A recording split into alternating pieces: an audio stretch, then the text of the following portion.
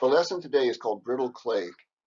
It's a reference to Daniel 2 and the statue that the king saw, and Daniel helped him interpret the prophecy in that. But we're not really entirely starting a new lesson. This is continuing on from the things that we learned last week, and we'll see how that fits in right away here. So if you remember from the king's dream, there was the head of gold, and there was the silver and arms and chest, and the bronze midriff area, and the iron legs. I'm hearing somebody in the background there. Um, and um, and so the legs were iron, and then they become, at the bottom here, they become what is called brittle clay, a mixture of brittle clay and iron. And that's going to be our focus, is that brittle clay and what is the meaning behind that brittle clay.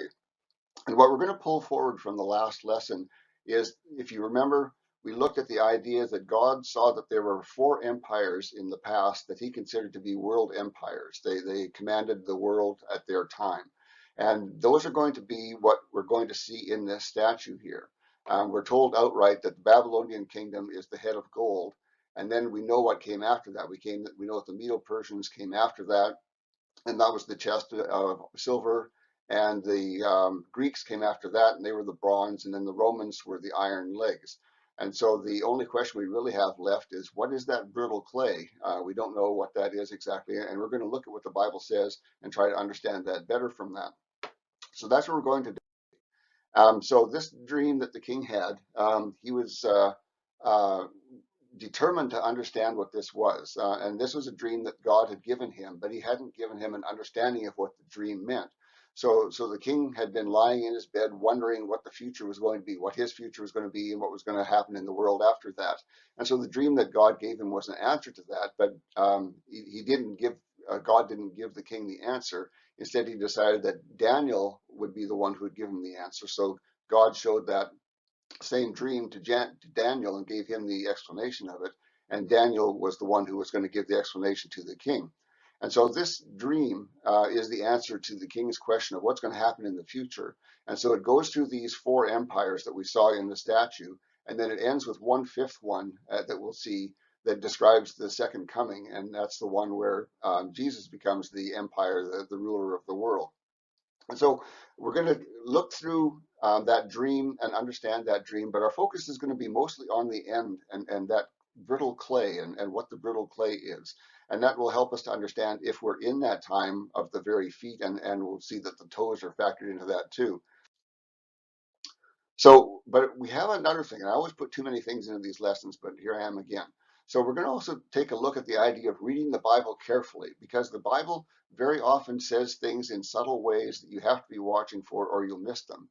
And one of my favorite comes from Jesus speaking. And what's happened here, this is from Matthew 22, 31 to 32. And what we see there is the Sadducees had come to Jesus with some questions, and they were trying to trick him into thinking like them. But what happened is that Jesus responds to them and corrects them. And one of the things that he says there is, but concerning the resurrection of the dead, have you not read what was spoken to you by God, who said, I am the God of Abraham, the God of Isaac, and the God of Jacob. He is the God, not of the dead, but of the living. Okay, so the Sadducees believed that man didn't have a spirit, and so when a man died, there was nothing left of him. And they also didn't believe that there was a resurrection day. And someday maybe we'll look at why the Sadducees believed these things, and that would be a good study. But right now, today, we're not going to do that. The point is that Jesus sets them straight here by using a verb tense difference. So he says, I am. If you look at the scriptures, he says, if you look at God says, I am the God of them, not I was the God of them, you can tell that they're still alive. And that's a point that is made with nothing more than a difference in verb tense. So we see that there. Jesus is using that and saying that if you look closely at the scriptures and see the verb tense, you can understand it more deeply. And so those very small things in the Bible can be very important. And we're going to see a couple of those here. But overall, this prophecy in the statue is pretty easy to understand, but there's still some subtleties that you can pick out of it by looking very carefully at it. So outline here of what we're going to be covering. Daniel's prophecies, as I've said many times before, tend to be sweeps through time, and this one is very characteristic of that. He'll start at one place in time and then hop to another in the future, and then one that's even further in the future, and then another one that's even further in the future from that. And each government in this case is going to be described on this statue. And so the Babylonians are going to be told it is going to be the start of that, as I mentioned before, and it's going to end up with the Millennial Kingdom ruled by Jesus. And the statue's head through its toes are all of these kingdoms, and there's one more that's not part of the statue, but we hear about later on. So all of these metals that we see in the statue are going to be describing different kingdoms that are to come after the Babylonian kingdom, and it includes the Babylonian kingdom. So each one of those is described using a material of some sort. Mostly they're metal, gold, silver, bronze, steel, or iron, and but not all of them, and we'll see that, and that's going to be an important thing to understand too. So 5 governments are going to be described over time, and one of them changes over time, and we'll see that change, and that's an important thing. So here's the dream. This is Daniel describing the dream to Nebuchadnezzar. Now remember, Nebuchadnezzar had this dream and he was very concerned to understand it correctly. He knew it was a message in it and he wanted to know that message, and it bothered him very much, and he wanted to make sure that people weren't going to be giving him some false interpretation of him, so he wouldn't tell anybody what the dream was. He wanted all of his wise men, the people who were the smartest in the kingdom, to be able to tell him the dream, and then that would convince him that their interpretation of the dream would be good and valid. But of course, none of them was able to do that, and only Daniel was able to do that, and because God had showed him what the meaning of the dream was. So beginning here, yeah, it's one of those days. So beginning here,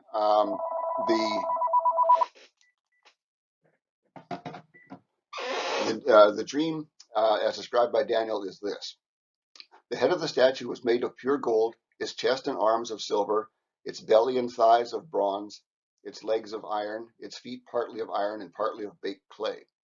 While you were watching, a rock was cut out, but not by human hands. It struck the statue on its feet of iron and clay and smashed them. Then the iron, the clay, the bronze, the silver, and the gold were all broken to pieces and became like chaff on a threshing floor in the summer.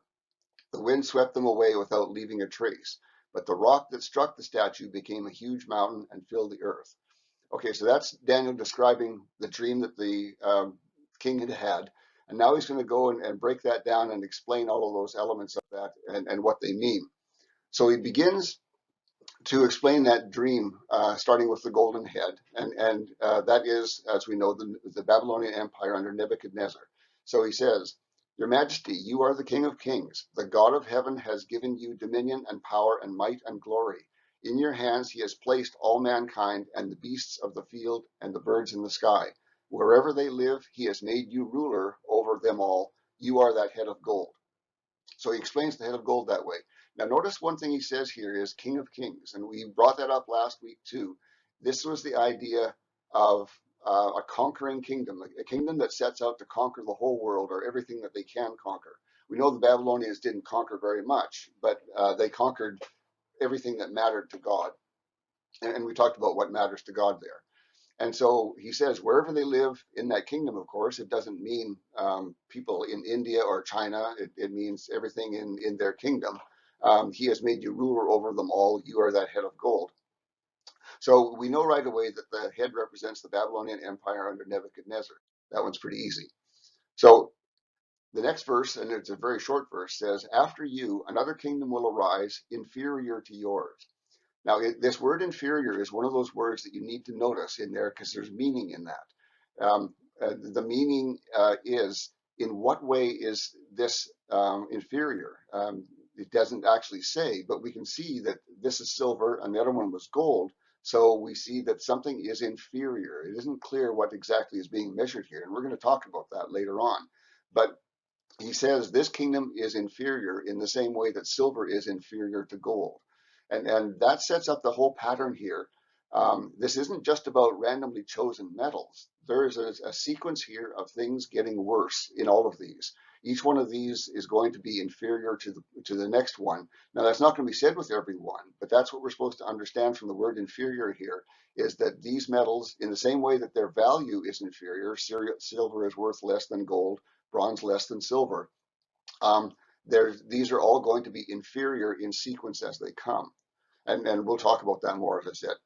Okay, so the Babylonian Empire um, is a strange choice here. But what Daniel has just talked about with the Babylonian Empire is that they were a terrible place. And so why would you think that the Medo-Persian Empire was going to be any better than them? The Bible has many references to Babylon being a place of great sin and evil. And so it's kind of strange for him to have been calling the Babylonian kingdom and Nebuchadnezzar a wonderful leader of everything, and the gold head of the statue, the best of the best. And so how does that make any sense here? So some of those references in the Bible to Babylon being an evil place, I've listed here. First one comes from 1 Peter 5:13, and he says he's writing from the chosen church which is in Babylon, and they invoke your peace.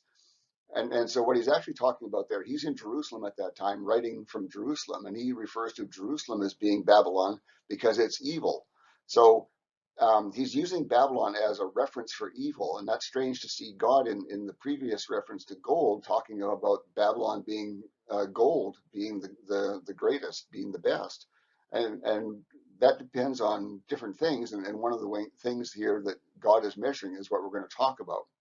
So another verse, actually, there's a bunch of them from Revelation that refer to that. And this is one that says, and another, the second one, followed him and said, fallen, fallen, Babylon the Great, who gave all nations to drink of the passion of her fornication. So this is a reference actually to the Roman Catholic Church and its daughter churches as being evil. And again, that name Babylon is being used to describe something evil. So it seems very strange to us that they would be considered the best part of the statue, the gold part of the statue, and other kingdoms would be successively worse than that. Nonetheless, what God is measuring here is important, and we'll see that. So everyone agrees that this silver empire, the silver on that statue, represents the Medo-Persian Empire. And the book of Daniel actually describes that change there when the Medes and the Persians conquered the Babylonians. If you remember the handwriting on the wall, the finger on the wall, all of that describes that period of time when that change happened. The Babylonian Empire, as we talked about last week, came up very quickly, but was incompetently managed and became weak because of it. And the Medes and Persians stormed in and took it over during the time of Daniel. So the next one on the statue is the belly and the thighs, which are made of bronze. And there's still a very short verse on this one. And it says, next, a third kingdom, one of bronze, will rule over the earth. And all of the people who study this prophecy have a pretty good agreement that this is talking about the kingdom of the Greeks, of the kingdom of Greece. And Daniel actually was aware of the Greeks. That we don't see much mention of them in the Bible, but there is a little bit of a mention to them. And there's an angel in one of the books of Daniel that talks to Daniel about this. And he says, I shall now return to fight against the prince of Persia. So I am leaving, and behold, the prince of Greece is about to come. So the angel right there is telling him the Medo-Persians' time is about to come to an end. The angel has to go and return to that fight to put an end to the prince of Persia, and after that, the prince of Greece is about to come. So we see in the Old Testament of the Bible that there was some understanding that Greece was becoming an empire and becoming a power, or would become a power. And notice that it says this third kingdom will rule over the whole earth. Now we know from our study yesterday, or last week, I should say, that ruling over the earth doesn't mean the whole surface of the earth. It means that part of the earth that is important to God. And the Greek Empire, yes, it was a big-sized empire, not as big as the Roman became, but it still ruled over everything that matters to God. And that's kind of this part of this definition of what is an empire as God sees empires. So the last stage on the statue is altogether the legs, the feet, and the toes, and they're all treated as one empire, an empire that goes through changes.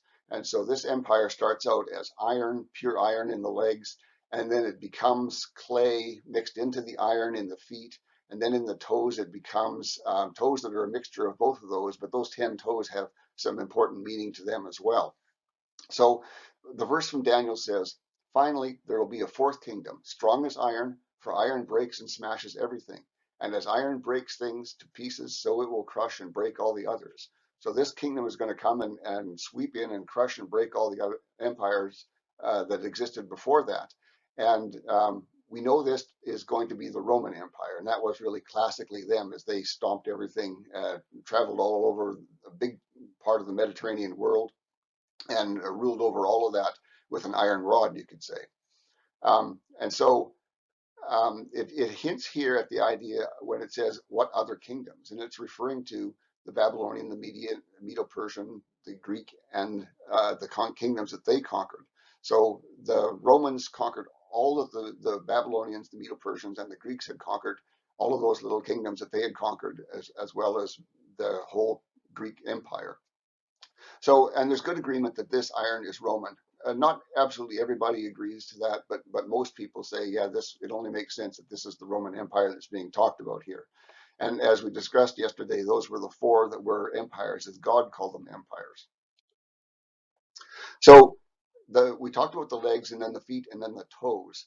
And so now we'll talk a little bit about the feet and the toes. And this is where the clay starts to get mixed in. And Daniel talks about that. He says, just as you saw that the feet and toes were partly of baked clay and partly of iron, so this will be a divided kingdom, okay? A kingdom that isn't really working together. Yet it will have some of the strength of iron in it, even as you saw iron mixed with clay. So what's happened here is the Iron Kingdom has continued on for a length of time and is now changing. And this clay, this baked clay that we're going to be focusing on a little bit more in the later on, begins to be mixed into it. And so it began as legs and becomes feet, and then it's going to finish as toes, but it's all the same empire.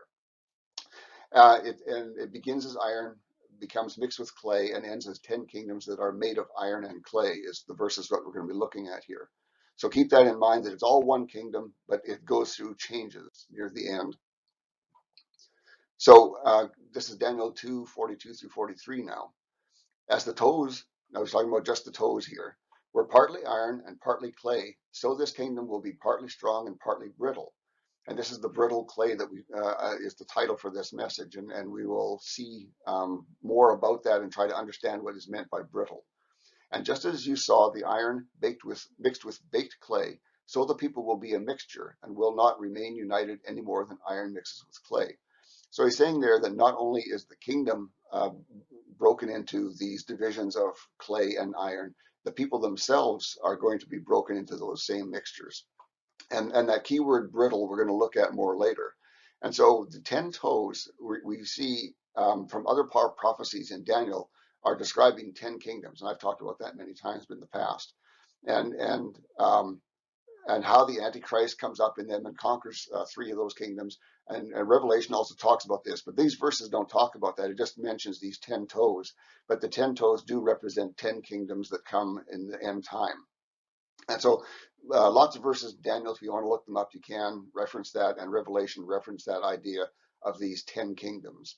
And Daniel here is representing them as a mixture of iron and clay. But in Daniel, in other places in Daniel and in Revelation as well, they are described as beasts with heads. And we won't go into that this week. So the interpretation of the prophecy continues on now to talk about the rock that destroyed all of this. In the time of those kings, the 10 kings, the God of heaven will set up a kingdom that will never be destroyed, nor will it be left to another people. It will crush all of those kingdoms and bring them to an end, but it will in itself endure forever. This is the meaning of the vision of the rock cut out of the mountain, but not by human hands, a rock that broke the iron, the bronze, the clay, the silver, and the gold to pieces.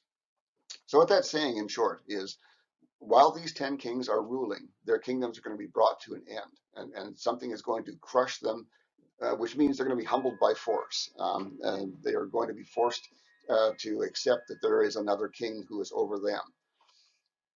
So, but what we need to understand here is that the rock doesn't come in the sequence of the things in the statue. And the message from that is that it doesn't come from mankind.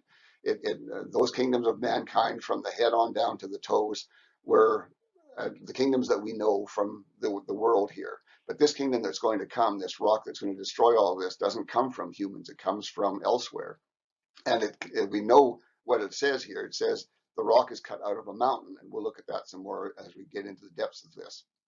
So it's not from the lineage of man. It's not created by human hands. It's an eternal kingdom, he says. It's not going to be destroyed, and it's not going to be vacated or left to somebody else. And he's talking about the millennial kingdom here. So when we see that, we understand that this statue has covered all of history in jumps from Nebuchadnezzar's time in the Babylonian Empire down through to the millennial kingdom. So more about the rock. And this is actually going to jump back a little bit. When Daniel was first explaining it, he said some things there that he didn't say when he repeated his description. And I wanted to look through that because some of that is interesting. He says, while you were watching, a rock was cut out. It struck the statue on its feet of iron and clay. Then the iron, the clay, the bronze, the silver, and the gold were all broken to pieces, and the wind swept them away without leaving a trace. But the rock that struck the statue became a huge mountain and filled the whole earth. So it says the rock strikes the statue specifically on the feet. It doesn't say on the toes, and that's kind of interesting there. I'm not entirely sure why it says it that way. You would think that it would say it would strike the statue on the toes, but it doesn't say it that way. So that's kind of an open question. But it does say, no trace of the kingdoms of men is left. And this is going to be an interesting thing. At this time, we're in a Roman kingdom, it's saying, and we have no Babylonian kingdom around. We have no kingdom of Greece. We have no Medo-Persian kingdom. None of those kingdoms are around anymore. But it says these are still existing, and this rock is going to destroy all of that. And that's going to make some sense here in just a minute when we start to look at how God looks at these things. But he does say the rock was cut out of a mountain, and we understand the mountain to be God and the rock that was cut out to be the Son of God. That makes complete sense. And then it says this rock grows into a mountain, and that is obviously talking about Jesus spreading his influence across the earth, because it goes on to say he filled the whole earth. But it also may be kind of a hidden reference to the mountain of God, which is in Jerusalem, which is kind of the center point of God's focus and his attention. So this description steps a little bit out of the metaphor when it says fills the whole earth, because it hasn't been mentioning the earth before in this way, but it kind of changes its viewpoint suddenly at the end. Okay, so now we're going to look at these materials that all these kingdoms are described as, because there's a message in there. I mentioned earlier that inferior is in there, and we'll see what else is said. Now, not all of those metals are given a characteristic, but some of them are. It doesn't say anything about the characteristic of gold. I guess you're just supposed to understand what gold is. But it does say silver is inferior, and I mentioned that sets up the understanding that all of these in sequence is going to be inferior to the previous one, each one getting worse. So it doesn't say anything about what bronze is. It doesn't characterize that kingdom that way. But for iron, it does. It says iron is hard or strong. It uses the word both. And then it says that clay is brittle. And so we understand kind of the Roman Empire being a hard empire, and clay being brittle is not so clear, and we're going to look at that more. But you can see two sequences that are in these materials. One is the value. You can see that gold, which is still our monetary standard, here we are 2,600 years later, and silver is still second to gold in monetary value. And so we can see that inferiority of silver to gold still exists in our time. And the same thing with clay. If we have something made of clay, pottery, or whatever, if it breaks, we usually throw it out because it really isn't repairable. We now have some super glues and stuff like that can hold it together, but you can still see the crack where it was. You can never get those things to go back exactly the way they were. And so usually when something of clay or pottery breaks, we just throw it out because it can't be fixed. And that's important to understand here, is that the clay is so brittle and irreparable that it is of no value to God. So it starts out with gold being of high value and the clay being of almost no value. And so that also, okay, we understand the value aspect of this is that gold and silver are valuable. Clay is brittle and not valuable. When it breaks, it's useless. So there's that value aspect, but there's also another thing that is hardness. The hardness of these materials is in sequence as well. And gold is the softest. I think we know that gold, you can, if you're strong enough, you can often bend gold yourself with the pliers or something like that. So gold is fairly soft. Silver is harder. Bronze is harder still. Iron is harder again. And clay is hard, but it shatters. And so when you put enough pressure on clay, it doesn't just bend, it shatters into pieces. And if you've ever dropped a plate on the floor and it shatters into a whole pile of pieces, you know what I'm talking about. So that's another aspect that's true of the sequence of metals, is that the metals can be reformed and reshaped, and clay cannot. Clay just breaks and is brittle and isn't good for anything once it's broken. And if you haven't caught it already, I want you to see that there's a spiritual meaning in this sequence. There's more to it than just metals and the sequence of empires. It's talking about something spiritual about these. And the meaning really is that and this might surprise you, but the reason that the Babylonian Empire is gold is because they were a people who were malleable. They could be bent, they could be reshaped spiritually. And that actually did happen to Nebuchadnezzar, if you remember that story about him being reshaped. And so these were people who had a spiritual sense of some sort, but they didn't know the right God, of course. But they still had a spirituality to them. And so what's being measured, one of those things from God's perspective, is a declining sense of the spiritual. And so it's not just measuring the value of these empires, just measuring their spiritual value, what that means to God, their ability to be reshaped into people that God wants them to be. And so um, this isn't really about um, physical existence and things like that. It's God is looking at their spiritual value to Him, and that should make sense to us. And so what we see here in these harder and harder materials is a declining ability to be reshaped into what God wants. And so that's kind of a statement about those empires is progressively they become worse and worse at being reshaped until you get to the point where you're talking about clay, which can't be reshaped at all. If you try to reshape clay, it just shatters and it's broken and useless. Um, so there is that definite meaning in there. But along with that, I think there's even more that goes with that. And there's also an increasingly rigid justice without or with a declining mercy. So increasing justice and declining mercy over time. And you can kind of see that in some historical things that were going on at that time. If you remember, the Babylonian Empire had a guy called Hammurabi, and Hammurabi developed one of the legal codes, the first really written legal code. And so we see the codification of law happening in the Babylonian Empire. The Medes and the Persians, if you remember from part of Daniel, they had a very rigid law. It was even something that stopped the king from acting. So if the king made a law, he couldn't break his own law. And that became a problem in the story of Esther, if you remember how that worked. So the Medo-Persians had taken the idea of a rigid law that applied to everybody. And the Romans, again, they developed published laws and a legal system based on representing agents, adversarial agents representing your case, where how the justice system worked.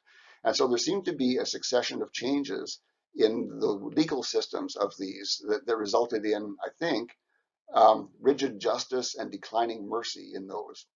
And so we went from a period of judges, if you remember with the Hebrews, where the judges were just men that had been appointed to interpret the law, to judges now who are in a system and controlled by that system, and they don't have the freedom to show mercy all the time or to really do justice all the time. And so because I can see that there, it seems like there might be another aspect of this that is related to that spiritual aspect, which is as the declining spiritual happens through these sequences of empires, we also see increasingly rigid justice with a declining mercy shown to people. So that seems to be in the background as well. So question two. Now these questions are questions that some of them are referred to in there, but some of them you should have been asking yourself, carefully reading that thing and saying, why are these things this way, and why are these words being used? And this is another one, and we dealt with this one last week. Really, is why only these four kingdoms? Why aren't there other kingdoms? At that time, there were Chinese, a large number of Chinese, Egyptians, Indians. There were lots of other peoples around. There are people in North America that are never mentioned. Um, British, American empires came later on. All of those things. Why are none of those other kingdoms represented in this statue? Why is it only these particular four? And we talked about that because God has this definition for an empire. And the definition has two parts to it. One is that these were kings of kings, meaning that they were conquerors who intended to conquer the entire world. That was their goal. And these four had that as part of their character. And the other aspect of it is that they ruled over Jerusalem and Jews when they conquered. And so those two things make up God's definition of who is a world empire. And that's why they're the only four that show up in here, why all those others, and some of them that were contemporaneous with the times of those statues, we don't see them mentioned. It's only these four that ever get mentioned. Okay, so question number 3 is also an interesting question. By definition, then, we are living in a Roman world. And how can that be? That doesn't seem to make any sense. The Roman Empire died out around 500 AD, which is 1500 years ago. They were long gone after that. So how can it be that God still considers this to be a Roman world? And when you look around and really look at things, you'll see an awful lot of Rome still here. And one of those things is our government and legal systems. As I said, Rome was the first place to really put together a legal system like that, where you had representatives that acted on your behalf in the legal system. And a lot of words to do with government and legal systems come to us from that. And one of those is Senate. Senate is a Roman word. That's where it came from, is Latin. And Senate in Latin actually means old guys. So these were supposed to be the old guys that had the wisdom, was a part of their function in the system of the political system of that time, was that they were supposed to be the wise ones. And that's supposed to be true of our Senate as well, too. And the word Congress also comes from a Latin word. And in Latin, it means walking together. And so the idea is that these were people who were supposed to walk and talk together and discuss and settle things and make decisions about how the government should run things. So a lot of words in government and legal systems come from Latin. Another thing that is an interesting characteristic that carries on down to us is that Rome prided itself on its technology. Now, its technology wasn't like ours, but they did things like aqueducts, which were very novel for that time. They piped water all over the place to make sure that they had water where they needed it.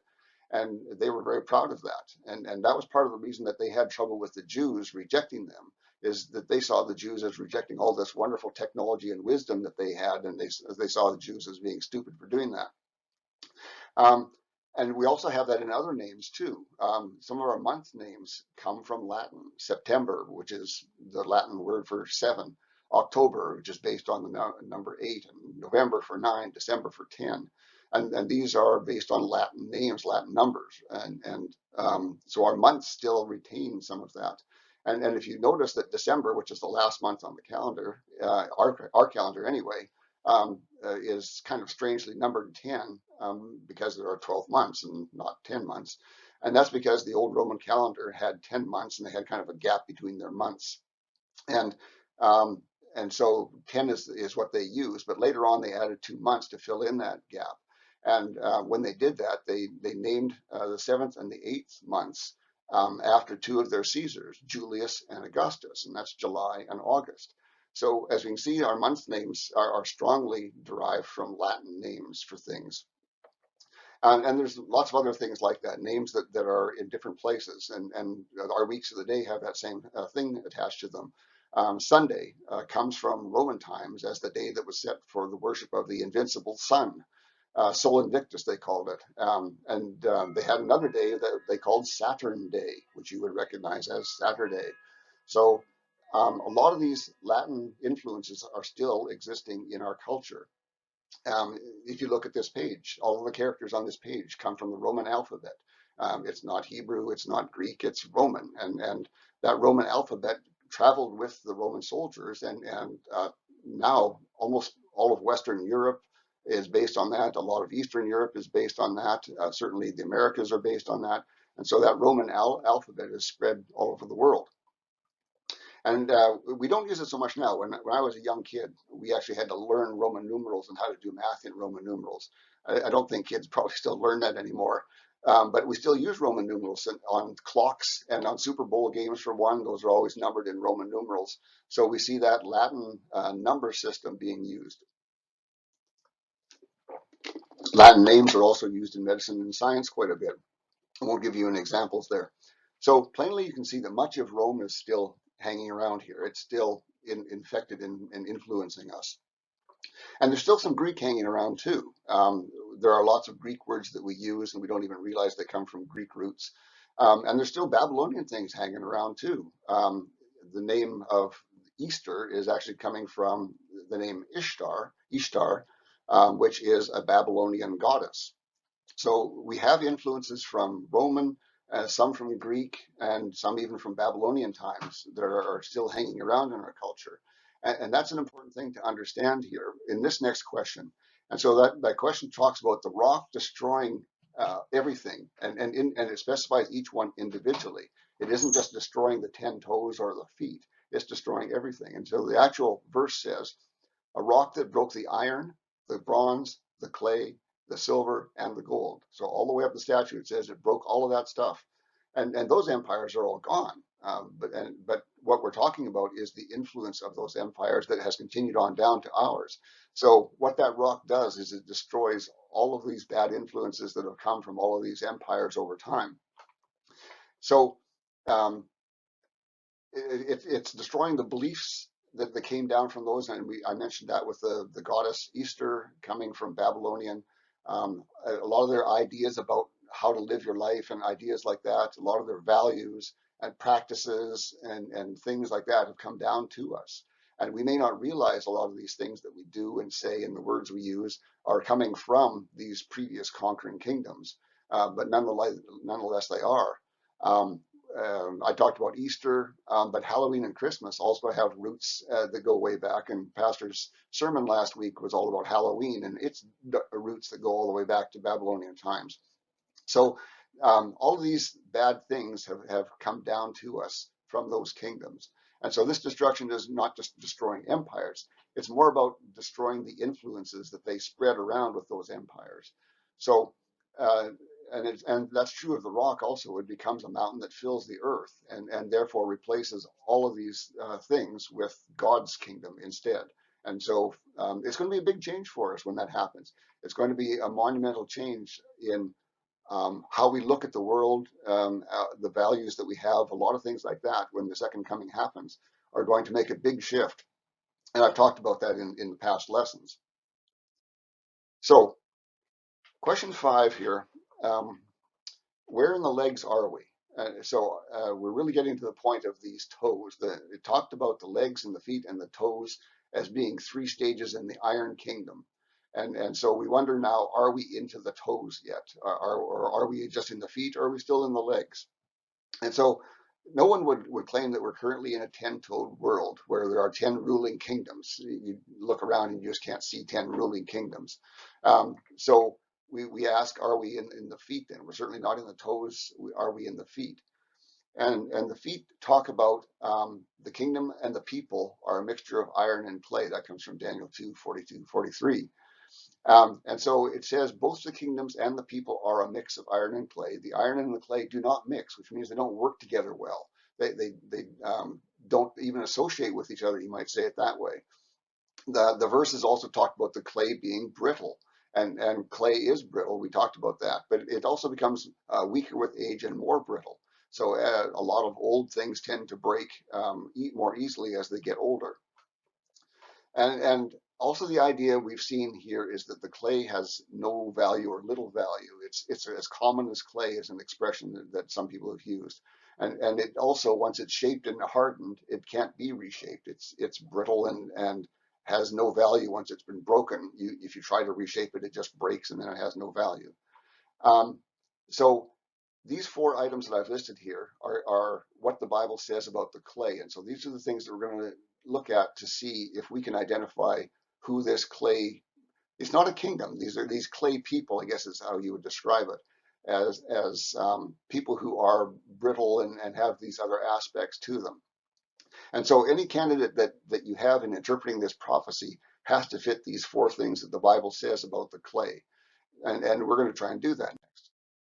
So to me, you can take this or leave it as you want, clay seems to be a good description, a good fit for socialism and Marxism, whatever you want to call it. It goes under a whole bunch of different names. But and I'll explain how I see that, and that'll maybe help you how to understand prophecy and interpret it yourself if you don't agree. But I think there are good reasons to believe that that's the situation here. So it's called brittle. Is socialism brittle? Would be our question to ask. Brittle means something that's hard but liable to break or shatter easily. Okay, so it is socialism hard? Yeah, it can be. When socialism is in it, has a totalitarian control, which is what socialism always wants, but doesn't always achieve. It is hard. It is unforgiving. It is merciless. It is cruel, and you can easily see how it would be talked about as being hard. But it's also brittle, and we've seen that in the past. If you're old enough, you remember these things. If not, then maybe you've read about them. But the communist government, many of the communist governments over the world, we thought that they would never end. It seemed like they were invincible. But then all of a sudden they crashed and shattered. The USSR, if you're old enough to remember that, which used to be Russia and a bunch of places that have been conquered by Russia, was a company, a country, I guess, that looked like it was invincible. And it looked like it was a world power and a threat to all good people. And all of a sudden it collapsed in on itself and it doesn't exist anymore. And the same thing at the same time with East Germany. They looked like it looked like Germany would never be reunified. There would never be a time when they would be able to take down the wall that separated West and East Germany. But East Germany collapsed at the same time and became nothing. And now there is just one Germany. They've reunited again. And so that's that shattering, you see, aspect of being very hard, but suddenly shattering and unexpectedly shattering like that. So without totalitarianism, though, if they don't get to being a totalitarian government where they can control everybody, it soon shatters for other reasons. It just never is able to form a government. And you can see that in a lot of things about the attitude of those socialist, Marxist, ultra liberals, whatever you want to call them, is that one thing that they want to do is they want to create laws for other people, but they want to do whatever they want themselves. And that creates a person or a groups of people that shatter easily because each person in the group thinks that he's right and shouldn't have to follow anybody else's laws, but he thinks that he should be able to set the laws for other people. And so that obviously can't work well together. And so that results in people who fight against each other because they can't agree on anything, but each person thinks that their rules should apply to the other person. And we see these ideas and we express these ideas as elitism, where they think that the law shouldn't apply to them, but they should be able to make laws for other people. And there's a hypocrisy that's built into that, and there's injustice that's built into all of that. So this idea that, yes, Can I add something also? sure, Uh, this reminds me of the fact that they're actually, really pushing this green energy, and they want us all to ride the bus or a bicycle to work or whatever, but they're flying around in airplanes and they're using these big heavy cars. They yeah, want you to disarm yourself, but they're surrounded with a bunch of people with guns and so forth and so on. So we're seeing a lot of that even in America today. yeah, we certainly are. There are lots of examples of that where, and with the COVID, we've seen that too. Them making laws about having to wear masks in social situations, but they don't do it themselves. And so that elitism, that idea that even the rules that I make for others shouldn't apply to me, is really a core thing to the leftist idea. And I talked about that when I talked about liberals in the church and that idea that they hate laws being applied to them, but they love to apply laws to other people. And so what this results in within people like that who haven't got a totalitarian government is something that we describe as the left eats its own. And what happens is they fight among themselves and destroy each other. One person isn't following the rules properly and another person rats on him, and they do that sort of thing all the time. and they tend to factionalize, break into groups, and that's why there are so many different names for this. It's not just socialism; it's Marxism, Leninism, Trotskyism, and a whole bunch of other names like that, because each one was a little different, had different ideas on different things, and they couldn't work with the others. And so this is the shattering that you see, and the shattering comes from that fact that they don't like laws being applied to them, but they like to apply laws to others, and that really makes them weak that way. And other authors have noticed this. It was a few months ago now that I saw two different articles come out in the same week, I think it was, where two different authors said, you know, you could think of the political far left as being brittle because of the way they act and the things that result from what they do. And when I saw that, I said, "Ooh, boy, that's talking about Daniel's statue." And these guys aren't even Christians; they don't even know that. So um, other people have identified socialism, Marxism, the leftist ideas as being brittle in that sense. So I think that that's a good match there. The other three values we'll talk about here, they do not mix, and that's obvious to us. Socialism does not mix with capitalism. It just they don't like us, don't care for us, and it doesn't work. And so you can't work together that way. And so socialism can't mix because it can't be stable without totalitarianism. It breaks down as it shatters, and so whenever they try to do something, they fall apart, and they're also intolerant of others' ideas because of all of this. And so because of that, they just don't mix well with others. They don't play well with others. So I think that that's a good match too. Of little value, as common as clay, cannot be reshaped as God sees it. Is that also true of socialism? And I think it is. Atheism is the foundation of that. So that's not a good thing as God sees it. Government is God for them. They see the government as being the power that should be in charge of everything in your whole life and tell you what to do. And that is a role that God has reserved for himself. And of course, those people are naturally spiritually dead. They aren't people who are interested in God in any way, shape, or form. They have their own God, which is their government or themselves sometimes. And so they really don't have any spiritual value to God. And it's not easy for him to ever reshape those kind of people. And part of that is, and you can see that when you think of the things that you may have heard said by people of the far left, and what do they all really come down to? If you boil it right down to the very bare bones, what is the founding thought between the way they view the world? And it is that we are gods who are smart enough to create our own universe. And so they think that it's completely natural that they should be able to redefine men and women in some other way, or redefine races being different and some being better than others. To them, that makes sense because they think that they are gods. They have that authority. There is no authority greater than them. And so they see no problem with changing things that have been things that we've held on to for a long time, since biblical times.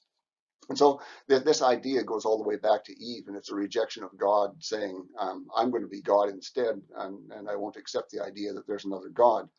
So I think that that one's also a good match. And the feet being made of both clay mixed in with iron, we do see that in the world at both levels.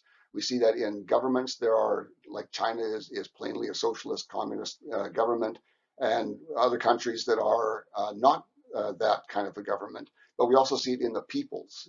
Some of the people in our own country obviously have those socialist ideas to them, and there are other people who don't have those ideas to them, and they don't work together. So I think on all four of those points that the Bible lists, socialism is a good match for what is described there. Now, that's my own interpretation. So I'll summarize this and then we'll be done. Um, One point I wanted to make was the importance of reading the Bible carefully, and we saw that in here. Some of the words, and you need to be watching for, because the words are telling you things that are important, even though there might just be a single word. And that's true of reading the Bible, and of course, it's especially true of reading prophecy. God hides things in prophecies. This one about the statue is a pretty easy one. There are a lot more things that are very hard to understand. So how do we approach the Bible and prophecy, especially when we're reading it? And these things are things that I've mentioned before, but I'll say them again. You need to be prayerful and humble. That's always your attitude, or should always be your attitude towards God and His Word. And so whenever you go to read the Bible, you need to have that attitude, and it should be your attitude throughout your life, really. And read carefully. That's part of what I've been pointing out here is these words have meanings. They have um, subtle meanings to them sometimes hidden meanings. But you can get more by reading carefully what the words say and understanding them. And that goes back to what Jesus was saying. If you look at the verb tense, then you can see that people are alive after death. They aren't vanished. So, and read everything you can find about a topic. If you're trying to find information on a particular topic, read all of the different places in the Bible that deal with that, and put all that information together, assemble those pieces together, and make sense of them that way. Too often I see people who just read a few verses and try to interpret them without any context to them. So apply context always. And look for God's perspective when you're looking at things. And this isn't just prophecy, this is reading the Bible. What is God's interest here? And God's interest is spiritual. He's not so interested in the physical, he's interested in the spiritual person, what's inside of you. And sometimes a thing you can do to help you understand these words is to actually look them up in the original language. And that's something you can do without knowing the original language, because there are sources that will help you do that. And the reason you might want to do that is translators sometimes make mistakes. They choose a word that makes sense to them.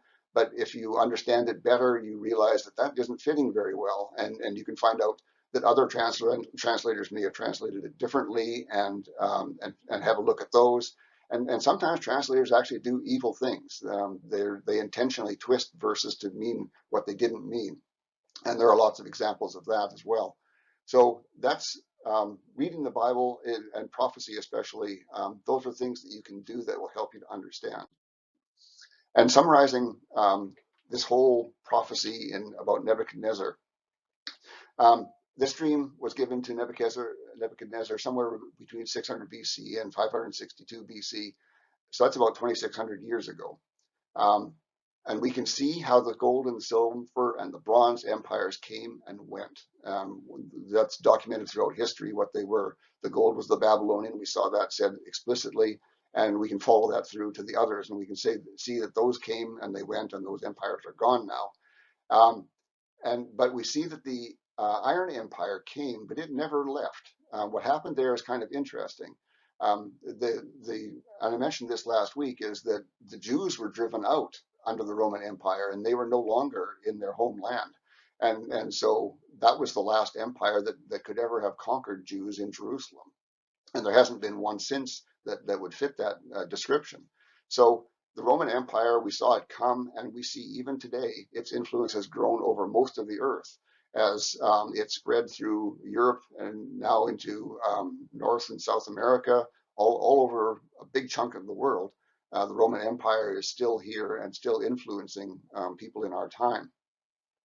And we also saw that socialism and Marxism seems to be a good fit for clay. It meets those 4 biblical requirements that we saw from the scripture. And so now maybe what people often do, and I hope I haven't done it here, is they will try to fit things into their own time and say, what in my time would fit this? And I think that I think that I haven't done that, but it's a trap to get into, always to watch for. But what we've seen throughout history is there weren't socialist kind of governments until relatively recently, and so that fits with the feet starting to become clay, and then the toes becoming clay and iron. And so it's something that has come in recently. It didn't exist before, and that seems to be true here as well. So I don't think I've just taken something from my time and said, here, this fits. I think I've actually looked at it in a historical context that matches up with what the statue was describing. So if I'm right about that, we are in the time of the feet of the statue. And so, but we're not into the toes yet. We're waiting for a change to those 10 toes, that 10 governments that rule all of the world that matters is what we're looking for. And we just don't see that yet. And so we know that there's going to be at some point a big change, and this will happen. So I think this is hopefully the last slide here. So we live in the time of iron and clay. And so this is applying it to ourselves a little bit now. We saw that God sees iron as having a low value. It's difficult to reshape, but it can be reshaped. And we saw that clay had even less value. It's impossible to reshape. You can't do anything to bend clay or do anything like that to make it back into a better form, or even return it to a previous form. And so clay has almost no value to God. And of course, we're talking about spiritual things here. And so to us, there's another message in here that we shouldn't be hard as iron ourselves, nor brittle as clay. That shouldn't be what we are. We shouldn't be people who are difficult for God to reshape and to use for his purposes. We should be the gold of the statue. We should be the people who are much more easily reshaped. And even more easily than that, we should desire to be reshaped by God. We should be soft and smushy and easy to reshape into whatever God wants us to be. And so we should also have a spiritual mind that desires God. And that's part of that. Once you have that spiritual mind, that spiritual outlook, and you have that desire to be what God wants you to be, then you will be the kind of person that God can reshape into what he wants you to be. And so having that spiritual mind is a key aspect to that.